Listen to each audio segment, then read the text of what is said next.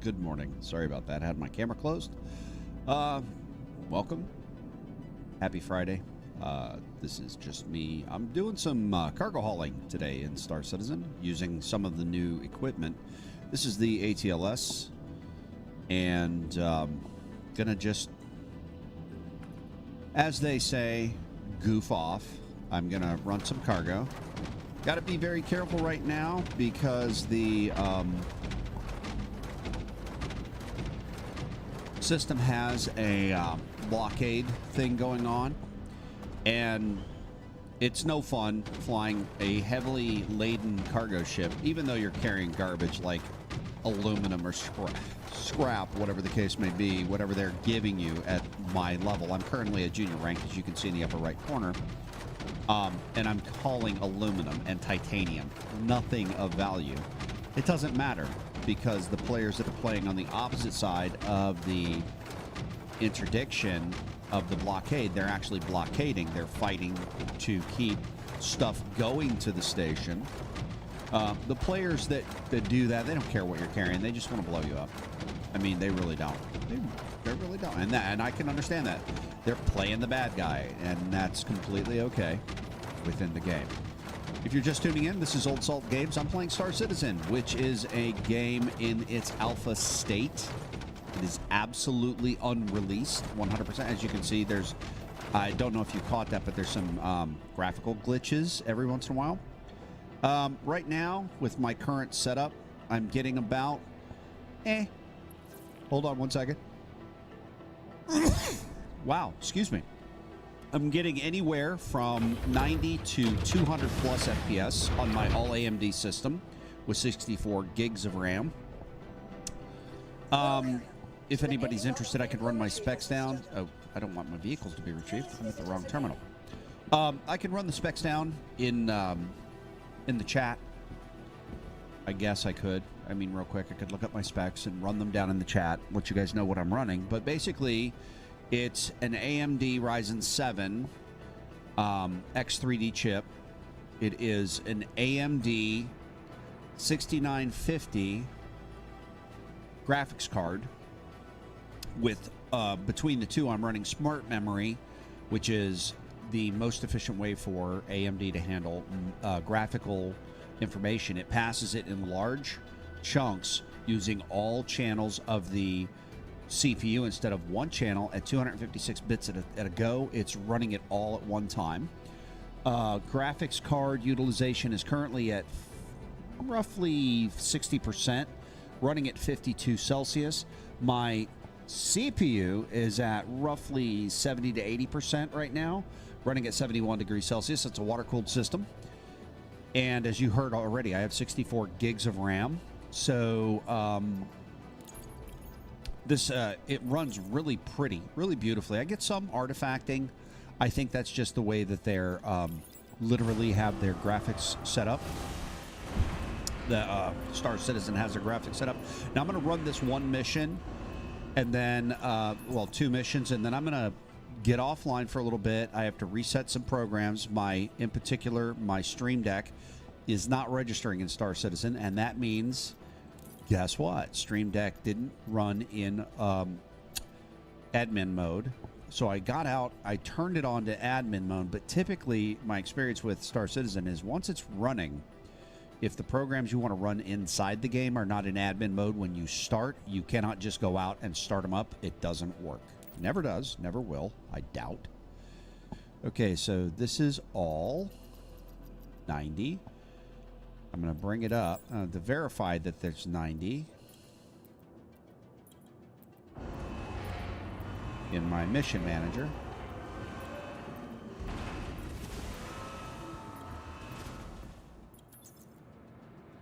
So 46 and 44 is indeed 90. So go in here. And it's aluminum and titanium, so I know if I'm grabbing aluminum, it's at Bikini Point. So I'm going to try to keep them separated, because Bikini Point is my only destination here. Oh, I don't have to keep them separated because I'm only going one place. That's good. I did that on purpose, I think.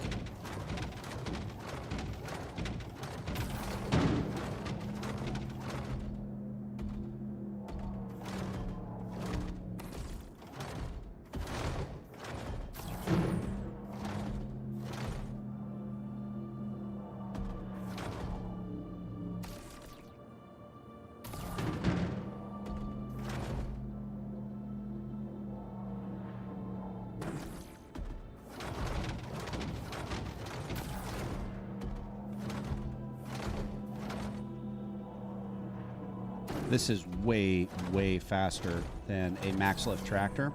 It still doesn't have that much power. It'll handle this.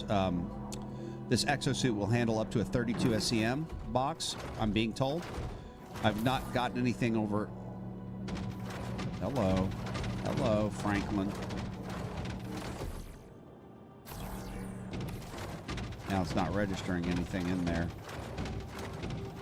See, this glitches every once in a while where if you put your crosshair over something and it doesn't highlight, it's not registered as a target. It won't. You can't target it.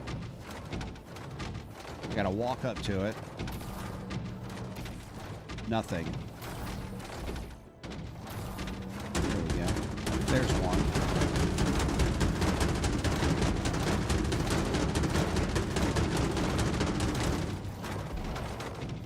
You're kidding me.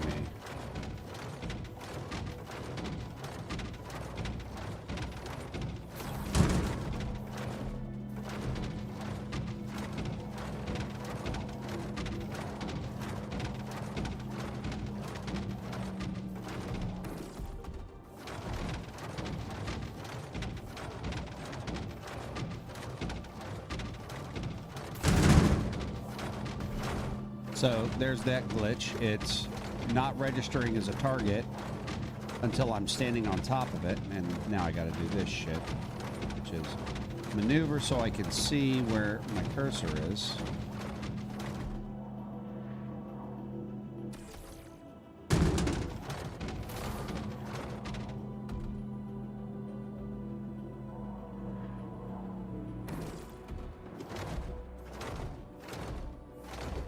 Still, I'm not getting any highlights on these other boxes until I walk right up on top of them.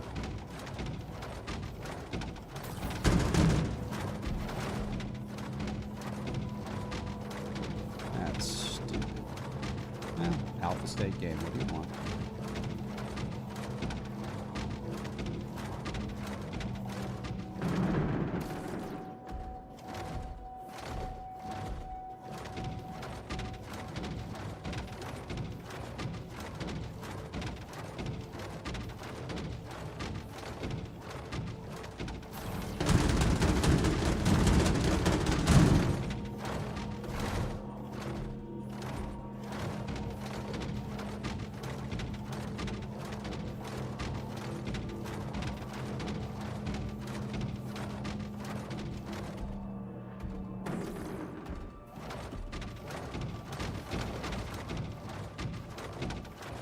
I mean, I got to be like right on top. See, the cursor's on there, but there's not highlighting. It's not registered. Now it registered. That's ridiculous. And you know, when I'm standing in my ship, normally I can grab a box and fling it all the way into the cargo elevator from my ramp, and I have no problems. It's just, there's like a render break right here in the elevator, the cargo elevator, that when you're trying to grab something out of the elevator, the rendering is just not there. It's not registered. It's not rendered as registered as rendered. And then you got to walk up right next to it, and then the system renders it, and it's like, oh yeah, there's a box here. You can target it. A lot of fun that is. For those of you that didn't tune in yesterday was my birthday. Old Salt Games is even older. Yep. I am way past the sunny. I'm on the sunny side of 60. Let's just put it that way. And I'm still doing this. I'm still gaming. And I will game until probably the day I die. The day I cannot game any longer, it's going to be a sad day. I've been playing games of some type my entire life. Natural progression from stuff like board games as a little kid and card games and stuff like that, puzzles and things like that, to tabletop role-playing games when I was a young teen. Well, actually, I started playing AD&D, or D&D, I should say, basic D&D and expert D&D back in the 1970s, back in the late 70s, early 80s. I was 9 years old when I started. And started painting miniatures. I got really whole hog into playing D&D, and part of the reason why is my grandmother's fault. She gave me The Hobbit as a present, the book, the novel, The Hobbit, when I was 9 years old. A very appropriate book for a 9-year-old. I've got to say, if you've got a 9-year-old that reads, I would encourage you heavily, give them The Hobbit. Get them to read. It's a fun book. It was actually written for children in the 1930s. It was more oriented towards children than The Lord of the Rings. So I read The Hobbit when I was 9. And by the time I was 13, I had read the entire Lord of the Rings trilogy in addition to The Hobbit, and had gotten so deeply into AD&D and fantasy that there was no turning back.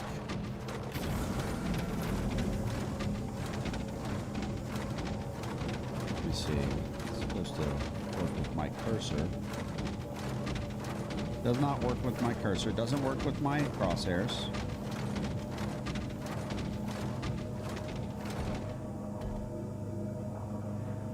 So, you know, tabletop games. We had Pong in the mid-'70s. My dad got us a Pong system. Then we got an Atari system, 2600, I believe it was. We had a Commodore 64. You could only play a couple of games on that. There weren't a lot of games for Commodore 64 that my dad and mom would buy, I should say. They weren't really into consoles. They were into PCs. They were more into consoles, because consoles were just plug and play. I mean, you plugged it in, you stuck a cartridge in it, and off you went. And it was fun for everybody. My mother loved playing Atari. That was her thing. When we would go to sleep, she would play Atari all night long. She had insomnia. And she was an OG gamer. I mean, Mom would play stuff like Kangaroo, or she would play Pac-Man all fucking night long. And she really loved it. But I played, you know, we played a lot of video games on the Atari. Then the NES came out, and we played the NES. But then, you know, 286 computers were very, very, very rare around this time. Late 80s, early 90s. 286 computers. Macs were really, you know, Macs. Apple II, Apple IIe. They were the computers out there that, you know, we had in our computer lab at school.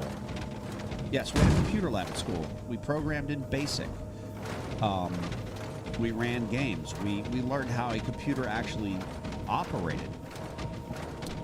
But then, you know, stuff like CompuServe started popping up. That has a lot of fond memories, CompuServe. Then we got the Commodore 64, the Atari 7600, I believe it was. It was a console that you had to have a cartridge in, and you could play some games on it. I believe it was a 7600. Don't quote me on the number. It's been a while. It's been a few years since I've actually sat down at the console and played Oregon Trail, for example, or Zork, for that matter. But anyway, I digress. So Commodore 64s and consoles and stuff, they weren't very common. And you only had consoles like Sega Genesis and stuff like that until right around 1993, 94. And home PC started becoming popular. Well, I'm already in my 20s at this time, and I'm a console gamer at that point. I'm playing a lot of Sega. I don't want to do this one first. I'm playing a lot of Sega Genesis. I'm playing a lot of Nintendo. I don't recall playing any PlayStation games because the original PlayStation didn't come out or wasn't real popular in my circle of friends. We played Sega Genesis. We played Sega Saturn. Sega Saturn was a cool system. Had a CD player in it and everything. That was really fucking cool back in the day. You know, having a CD player in your gaming system. You know, you could pop in an audio CD and listen to the audio CD through your computer or through your TV speakers. Mono. It was neat technology. CD players were new. Well, anyway, long and the short, I got it. I purchased a Hewlett-Packard HP computer and it had 72 meg processor, 72 megahertz processor, 72. It had 4 megabytes of RAM. It did not have a hard. It had a hard drive. I'm sorry, it did have a hard drive. It had a 75 megabyte hard drive. It had a CD-ROM. Most games were run back in the day. Most games were a CD that ran in a DOS shell, and all of the game information, it was very small. The actual executable of the game was very, very small. 90% of the game was still on the CD and accessed by the game as you went.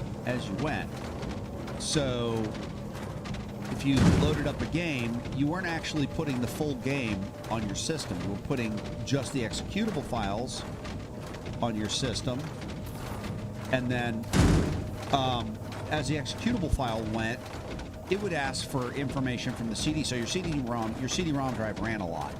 And I'm talking, this was back in the day of Encarta encyclopedias on CD. This was back in the day of Microsoft Streets and Trips on CD.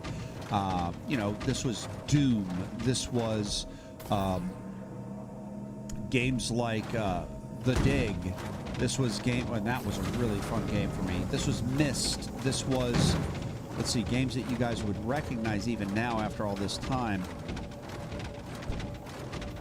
Well, Doom, Quake, Myst, things like that. And I started getting hooked hard on PC gaming.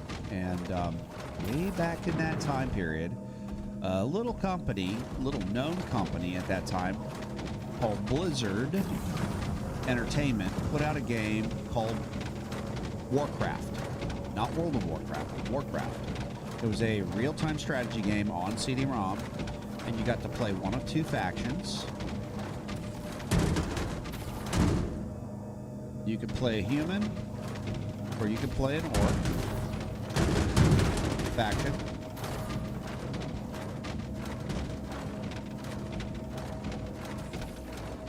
And you, under your faction, you went out and you tried to beat the other faction, whether it was the humans or the orcs, right? And you built an army, and you had fighters, and you had knights, and you had catapults or trolls. You had, different units. Well, I got really into Warcraft, and it was really fun because it was a strategy game. I was playing Sid Meier's Civilization. I played the shit out of all the Sid Meier's Civilization games. I really enjoyed that. If you have never seen or heard of Sid Meier's Civilization, shame on you. You should check it out. Sid Meier's Civilization was really fun. I first played that game, Sid Meier's Civilization, was actually a board game before it was a computer game, and I played it as a board game. And you had cards, you had a map, and you'd set up your little kingdom on your map, and you would get cards as you progress through the game, and it was a multiplayer game. You played with other players. And when it got to computer, the game took over the other player positions using AI, or they were run by the computer, I should say, not so much artificial intelligence, but they were run by the computer. And the other players would, on the board game, try to compete with you and beat you out. Basically, it was kind of like Risk and a combination of Risk and what's another good example? Monopoly, where you tried to get land and you had to build strategic armies, but the person with the most land and the most advanced civilization obviously would win because they would go to war with other people, and you've got tanks and they're still running cavalry, right, with horses. It tends to be a little bit of an unfair advantage against the people with the horses when you've got motorized infantry or motorized cavalry, if you will. So anyway, I digress. So yeah, it was a natural progression. I started gaming when I was a young kid, and I've gamed ever since. And I really honestly feel like gaming keeps me young. It keeps my brain active. It really is the one time when I'm just sitting there and playing a game, I don't really think about, being a grown-up and having adult responsibilities. I don't care. You know, I'm having fun. And Star Citizen is kind of like that. It scratches that itch. I mean, I watched Star Wars when it came out in the movie theaters. Every movie, by the way. The original trilogy and the second trilogy. I was an adult. I was almost, well, I had, let's see, my youngest at that time was 7. My eldest at that time was 10. I had kids when the prequels came out. So, yeah. I mean, come on.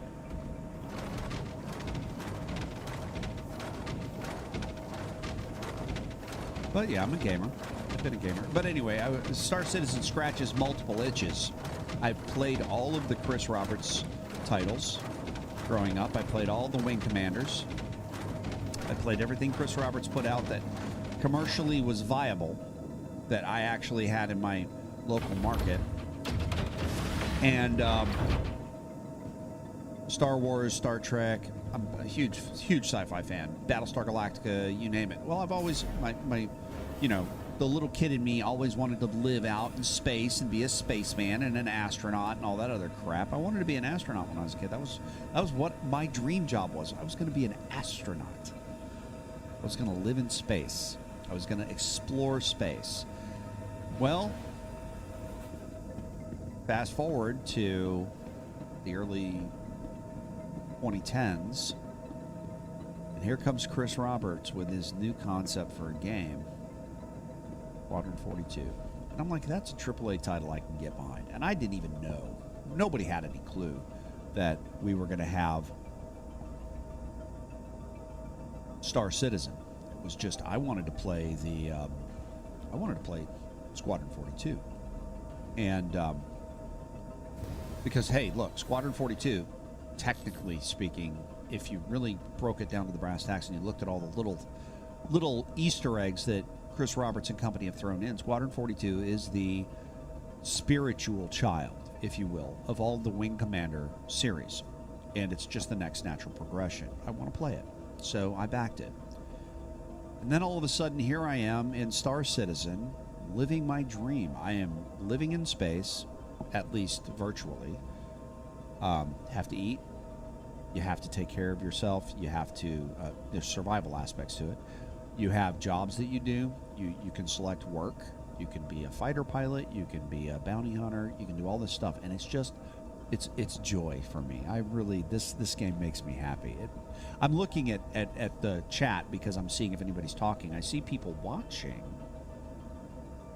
and whatnot, but nobody's chatting. I guess you guys are just tuning in because it's some fat old guy on live stream. Request departure. Executing now. What the actual just happened?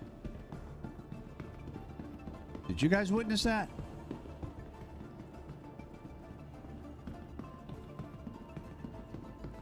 My ship disappeared. And now have I not told you that what you mistake for madness is but over-acuteness of the senses?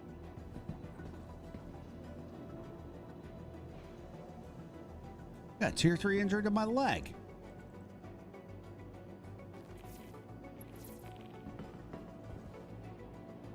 There is no Crusader Star.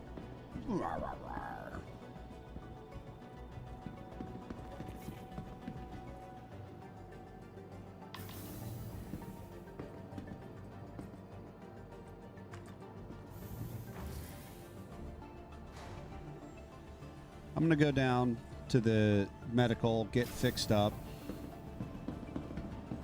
Then I'm going to come back and summon my ship, store my ship and summon my ship. At least it doesn't have to, I hope it doesn't have to be claimed. It should be still registered as on the pad. It just rendered out with everything in it. Goodbye, Gracie.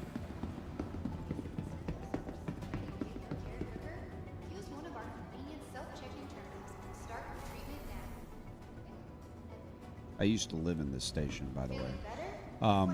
Pretty much all the way up until 3.23, I based myself out of crew L1. Or I believe it was. If anyone sees a patient wearing blue pants, Friendly reminder, no matter your health status, just by being here, you're already taking an important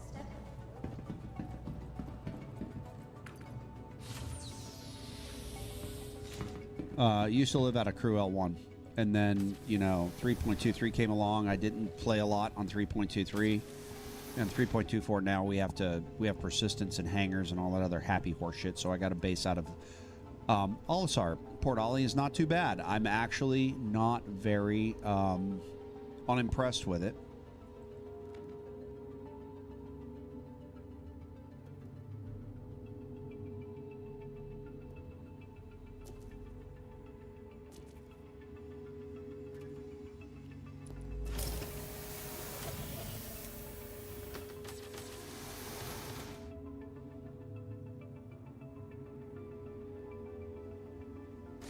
Alrighty. Yeah, I used to log in with every new patch all the way up until 3.23, which includes 3.21. I'd log in with all the patch. With each patch, I'd grab my stuff. Where'd my helmet go? Oh, this is redunculous. I don't have a helmet either. What the hell, man? Ah, crap.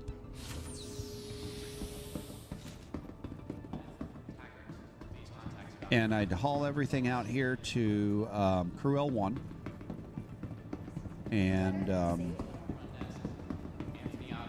get myself set up my respawn point, being here at this hospital, or clinic, I should say.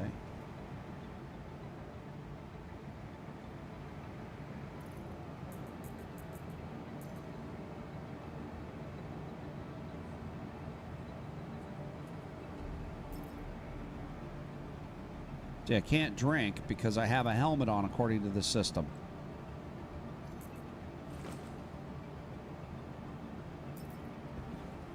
Crap. Yay, Star Citizen! Or as we were calling it yesterday, we were reminding ourselves that we once upon a time called it Bug Citizen. Welcome to the ASOP Vehicle Retrieval System. Go down here to my... Oh, it stored my ship while I was in it. Interesting. Vehicle selected. Stand by. Your vehicle has been... Please visit us again.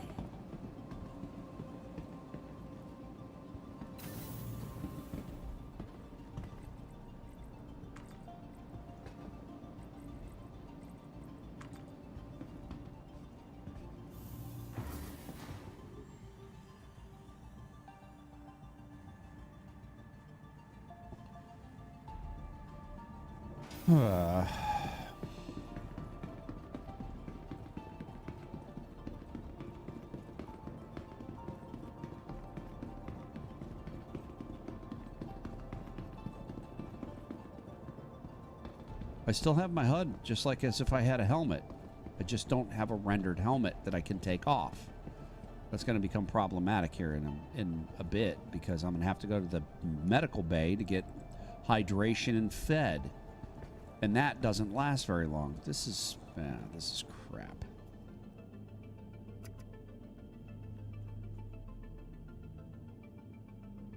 Yep, no, I don't have a helmet.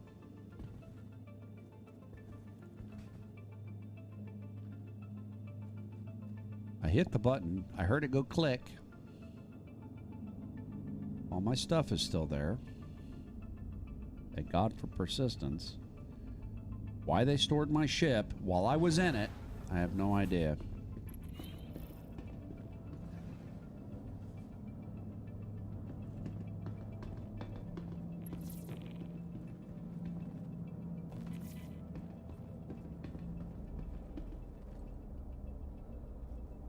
You see the little dot patterns in the corners, in the lower corners of my vision?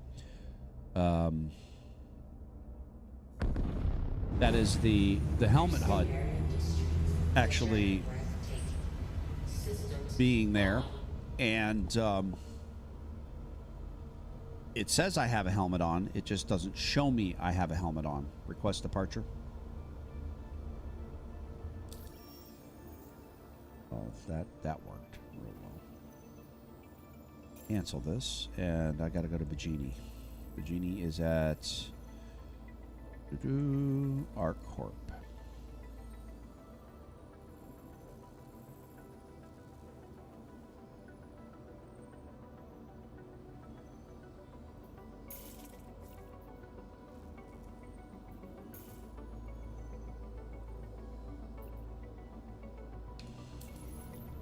Request departure.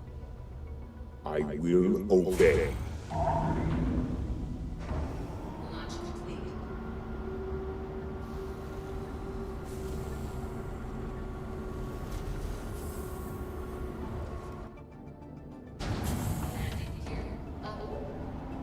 I checked to see if my VTOL's actually on, because sometimes your controls will say one thing, but your ship is not rendering it. And if your ship doesn't render it, then it didn't happen.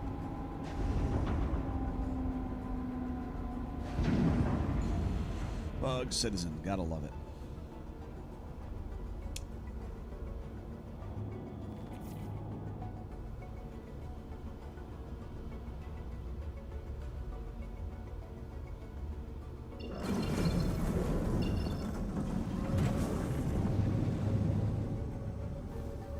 Deactivate VTOL. As you wish.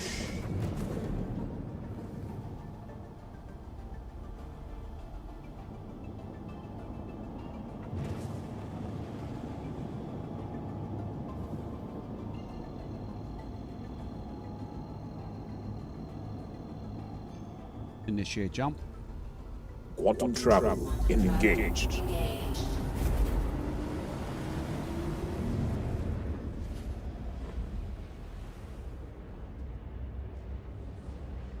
I use voice attack if you didn't know. If you didn't notice, that deep, sonorous voice is Kevin Urban. The voice pack is called Helix. It happens to be my favorite. I own several. I have Brian Blessed, and I have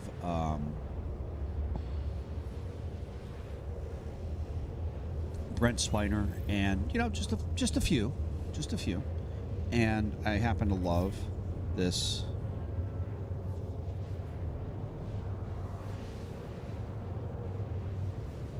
Happen to love this voice pack more than the others. I mean, it's not that Brian Blessed is bad. He's fucking phenomenal. It's his typical Brian Blessed voice.